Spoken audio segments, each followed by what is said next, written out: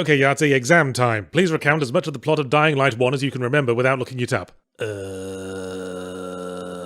Oh, sorry, I thought you said mimic the sound of a cycling refrigerator. Yes, Dying Light 1. Generic video game protagonist man with very generic video game protagonist name. Parachutes into city full of zombies, humans with the real monsters, and I think the main villain had a tash. What do I win? You win the sequel, Dying Light 2, in which you play all new generic video game protagonist man Aiden, which is peak generic video game protagonist name if you ask me. Second only to Alex for screaming, I'm a white dude with short brown hair who sounds like a chain smoker reading aloud a list of trite movie quotes. Go into a city full of zombies and discovering that humans are the real monsters in all new exciting ways. In Dying Light 1, it was just the one city that was fucked, and apparently they didn't quarantine the fuckedness well enough because now the whole world has fallen to the fuckdemic. Aiden is a wandering vagabond searching for the evil scientist who did experiments on him as a kid that gave him superhuman endurance and parkour powers. And we're looking for him so we can, what, give him a thank you present and a little kiss on the cheek? Oh, but wait, sometimes after a mission, Aiden makes grunting noises for a bit and his vision goes wibbly wobbly, so fair enough, our life is tragedy and pain. Let's murder the cunt. Aiden soon finds himself caught between two factions, one orderly but fascistic, the other liberated but chaotic,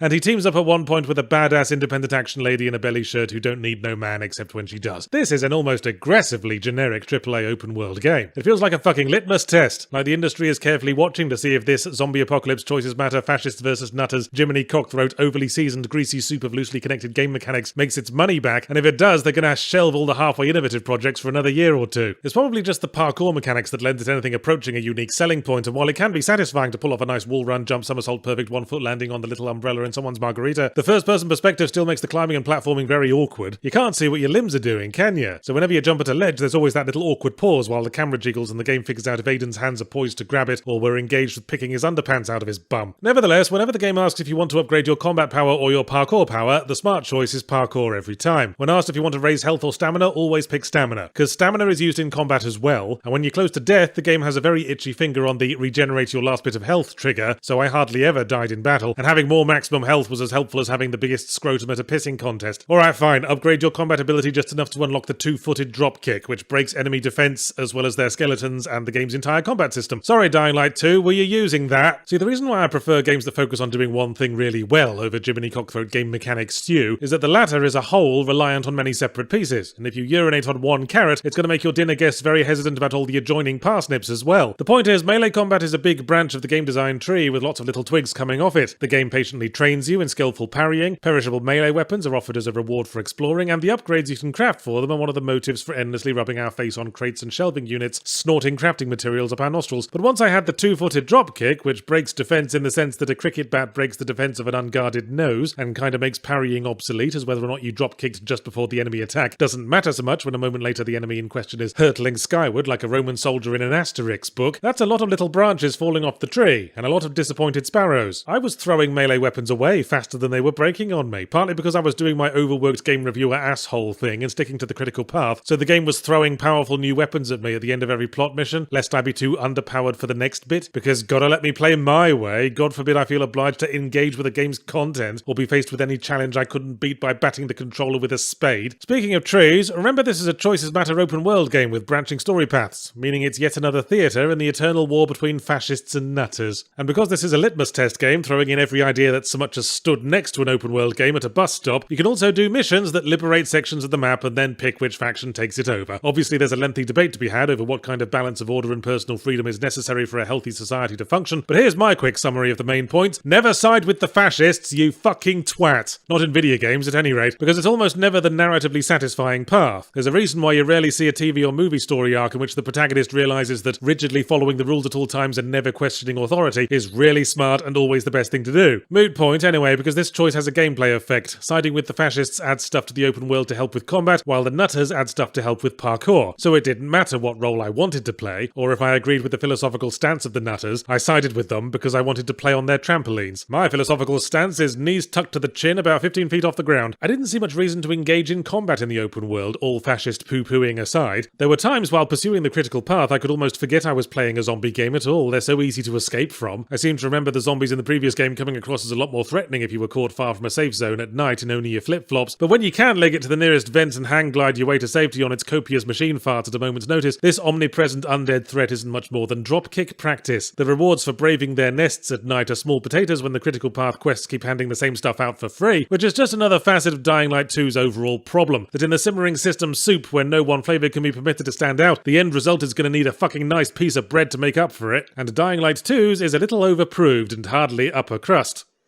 I'll stop trying to sound clever, Yards. Fine, it was covered in spunk!